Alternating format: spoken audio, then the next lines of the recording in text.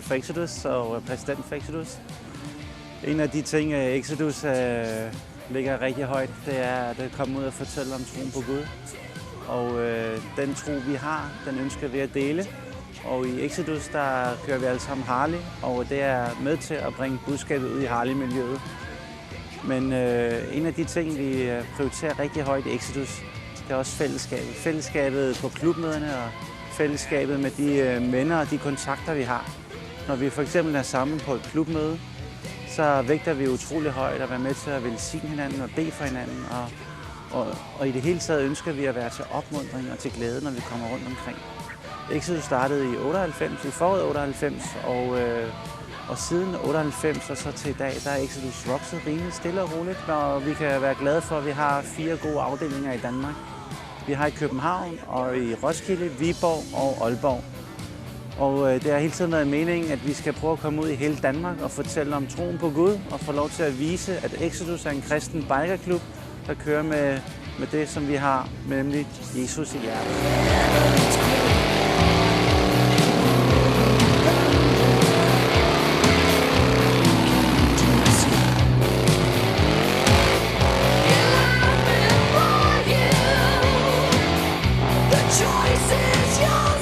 Jeg hedder Leif. Jeg er præsident for en motorklub, der hedder 666, og jeg følte virkelig, at når jeg gik med den vest der, så var jeg udødelig. Men det vi viste sig, det var jeg ikke. Jeg er leder af en afdeling i Roskilde, afdelingen af Exodus, og det tænder meget, meget stor af.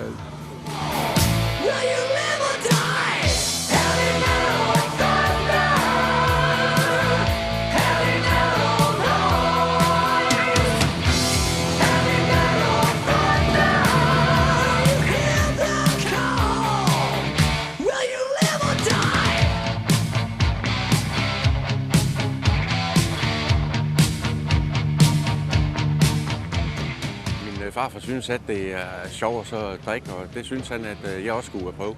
Så allerede som 12-årig, så skulle jeg sidde og drikke solbærom sammen med ham og så spille skak. Det tog overhånd. Jeg fatter ikke, hvorfor mine forældre ikke sagde noget, men det gjorde de ikke. Så gik det i alle mine teenageår. Allerede som 22-årig købte jeg mit første destillationsapparat. Og ja, jeg har altid drukket. Det desværre. Så gik mine 2 brødre og min far hen og døde af alkohol og deres følgesygdom. Konen, hun har 2 gange sagt, at hun ikke gider så fortsætte ægteskabet. Så kunne jeg næsten godt se skriften på døren. Så i 4 år, der har jeg været tørlagt alkoholiker. Det har givet mig en hel masse overskud og fred og glæde. Jeg er endda begyndt at så huske bedre. Før gik jeg rundt og skrev en masse sedler om, hvad jeg skulle huske. Det gør jeg ikke nu. Nu husker jeg det til dagen efter. Det er meget lækkert. Så kom der en kristen Harley-klub. Og det at køre Harley, det er rigtig fedt. Man skal næsten prøve det. Fællesskabet i en kristen Harley-klub, hvor man bakker hinanden op i beslutninger som 0 alkohol, og man skal ikke ryge. Det spekter, det passede mig ganske udmærket. Så i og med, at jeg havde kæmpet med alkohol, så havde jeg nogle brødre, som bakkede mig op i et og alt. Og det fællesskab, det fik mig simpelthen ud af alkoholen. Så jeg synes, det var kanon. I dag, der er jeg leder af et chapter i Viborg. Et rigtig fedt fællesskab, hvor vi sætter ære og respekt utrolig højt. Og så hinandens værdier.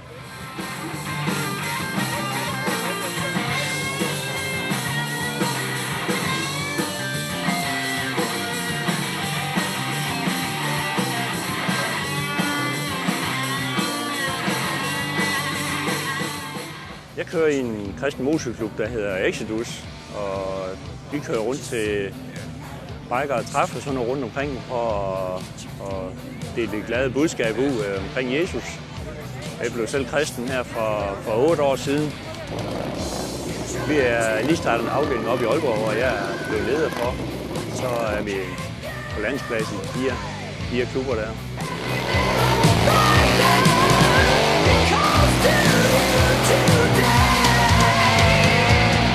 Jeg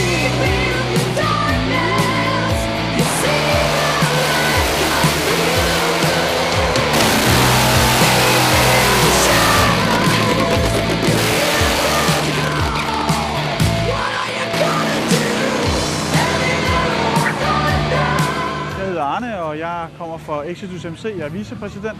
Jeg vil gerne have lov til at fortælle om Bikerbibelen.